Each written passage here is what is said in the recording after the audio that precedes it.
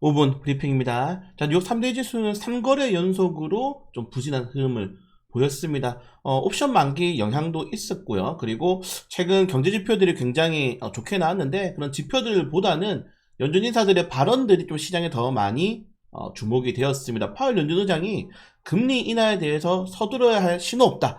최근에 닐 카시카리 그리고 오늘은 이 수잔 콜린스 이런 연준 인사들이 지속적으로 좀 매파적인 발언, 너무 이제 매운 매파는 아니고 약간 중간 단계의 매파적인 발언들이 나오고 있는데, 이렇게 좀 경제지표가 너무 좋다 보니까 미국의 금리 동결 가능성이 계속적으로 높아지고 있습니다. 그래서 만약에 동결할 것 같지는 않은데, 이렇게 되면 제가 말씀드렸던 게 내년에 연준 인사들의 점도표상으로 3%대 미만으로 접어 들어가는 게 2025년의 최대 목표였는데, 이 3% 미만의 금리가 좀 늦어질 수 있다는 겁니다. 네, 그래서 연준이 생각하는 3%에서 3.25, 3.5%의 금리가 늦어지게 된다면은 결국 점진적인 금리 인하보다는 동결, 경제지표 보고 확인하고 이렇게 되면 시장의 변동성이 커지는 거죠.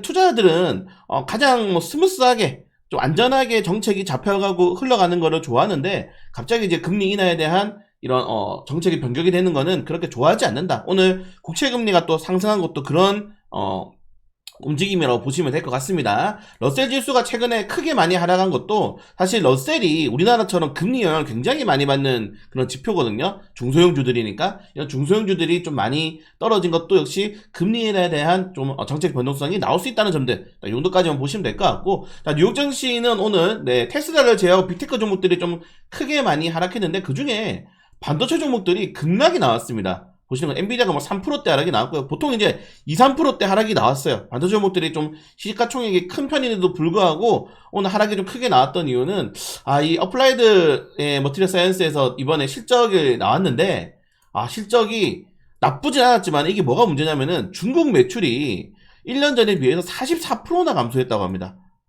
그러니까 지금 이게 뭐냐면은 만약에 트럼프가 취임할 경우에는 다양한 이런 중국의 규제 중에서 벌써 지금 반도체 장비 제조업체들한테 너희들 중국 기업 빼라, 중국의 매출이 아예 통으로 날아가 버릴 수가 있다는 거죠. 최근에 ASMR이 중국적 매출이 급락이 나오면서 주가가 한번 휘청였는데, 지금 어플라이드 머티리얼즈 램 리서치를 포함해가지고 반도체 제조업체에서 이제 파운드리까지 넘어가고 있고, 지금 TSMC는 알아서 납작 엎드렸죠.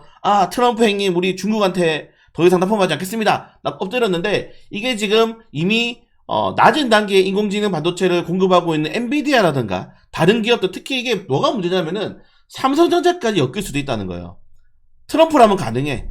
삼성전자한테, SK하이닉스한테 너희들 중국 반도체 D램 이거 성능 낮은 것만 팔아, 이렇게 되는 순간 또 우리나라 또 한 번 더 휘청거릴 수 있다는 점들 좀 체크하시면 돼요. 이런 것들이 여러분들 트럼프 리스크라고 좀 생각을 하시면 될 것 같습니다. 어제 2,000원 종목들 급락이 나왔을 때 트럼프의 한마디, 어제는 트럼프가 말도 안 했죠. 트럼프가 지명한 이런 인사진에서 인플레 감축법에 대해서 고려하고 있다라는 뉴스가 나왔을 뿐인데도 불구하고 급락이 나왔잖아요. 근데 실제로 트럼프가 만약에 공식 석상에서 인플레 감축법에 대해서 지금 우리는 폐지를 고려하고 있다, 요딴 발언 나오면은 하한가입니다. 하한가. 관련주들이. 이게 작년 트럼프 1기 때 정말 저를 많이 괴롭혔거든요. 우리 증시를 많이 괴롭혔는데, 그런 것들에 대한 부담감들이 나올 수밖에 없다는 점도 체크하시면 될 것 같고, 자, 어제 이제 IRA 인플레 감축법이 결국에는 칩스법, 결국에는 이게 인플레 감축법이라든가 반도체 칩스법이 원입니까, 여러분들?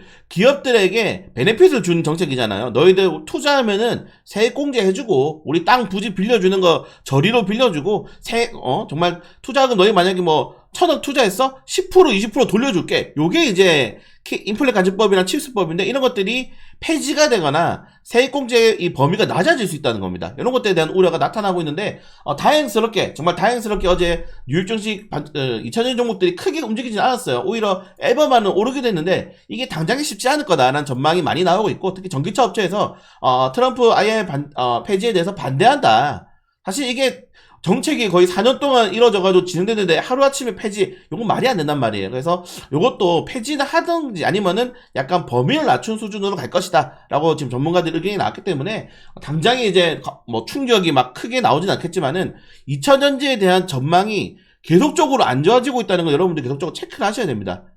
좋아지는 뷰가 아니에요. 지금 2차전지에 대해서 성장하는 뷰가 아니다. 계속적으로 규제, 네, 그리고 뭐 이제 우리 흔히 말하는 피크아웃 산업의 이제 정점, 캐즘, 아직 2차전지를, 전기차를 좀 좋아하지 않는 대중들이 받아들이기 힘든 그런 범위까지 들어가고 있는 상황이기 때문에 전기차 업종들 같은 경우에는 트럼프 정권 내에서도 좀 쉽지 않은 상황이 이어질 거라는 점들 좀 체크하시면 될 것 같고, 어제 삼성전자가 7년 만에 자사주 매입 소각을 했습니다. 3조 원을 3개월간 우선 매입하고 이제 10조 원 최대 1년간 10조 원을 천천히 소각하겠다고 밝혔는데, 삼성전자라면은 가능하죠. 현재 삼성전자 유보금이 한 140조 원 정도 됩니다. 우리나라에서 유보율이 가장 높은 기업이에요. 그러니까 제가 삼성전자가 망하면 안 됩니다, 삼성전자가 망하면 정말 위험하다고 말씀드린 게, 우리나라에서 돈을 제일 잘 벌고 현금을 가장 많이 가지고 있는 삼성전자가 무너지면은 다른 기업들은 어떻게 하겠냐 이 말이야. 네, 근데 이번에 삼성전자가 네, 자사주 매입을 진행하게 되면서 좀 시장에서 나쁘지 않은. 근데 이게 어제 사실 정보가 미리 새어 나갔겠죠. 올빼미 공시로 나왔잖아요. 장 끝난 다음에 정식 공시는 나왔거든요. 근데 왜 연락했습니까? 내부자들. 저희가 그래서 내부자들 이길 수가 없다는 거예요, 여러분들 주식하실 때. 네, 그렇기 때문에 저는 좀 아쉽죠. 네, 제가 정말 외국인 지분율 1%만 더 떨어져도 그냥 몰빵을 하려고 했는데 일단 올랐는데, 저는 나쁘지 않게 생각합니다, 여러분들. 제가 샀든 못 샀든 삼성전자라는 이런 우리나라 1등 기업이 올라줘야지 시장이 살아요. 네, 그래서 다음 주 이 삼성전자의 자사주 매입 때, 네, 이 중국 리스크, 반도체 중국 리스크가 월요일날 격돌하게 될 건데, 그런 것들도 재밌게 볼, 뷰가 될 수 있겠죠. 제가 어제는 좀 너무 이제 몸이 안 좋아서 마감 시장을 못했는데, 한국 주식시장은 끊을 수 없는 이유가 이런 것도 아니겠습니까, 여러분들? 돌발 상황, 변수, 재밌는, 이런 것들이 너무, 재밌다라고 좀 말씀을 드리고 싶고, 그래서, 항상, 좀 기대가 되는 것 같아요. 빨리 주식시장 열었으면 좋겠어요. 네, 그래서 자, 아무튼 여러분들은 요거 보시고 또 제가 내일은 중간 뉴스 찾아뵐 수 있도록 하겠습니다. 주말은 좀 주식 푹 쉬시고 뭐 유튜버 찾아다니면서 경제TV 찾아다니면서 아무 의미가 없어 듣지 마시고, 네, 아니 진짜 여러분들 천재였다면은 자사주 목요일 매입한다고 미리 알려줬어야지.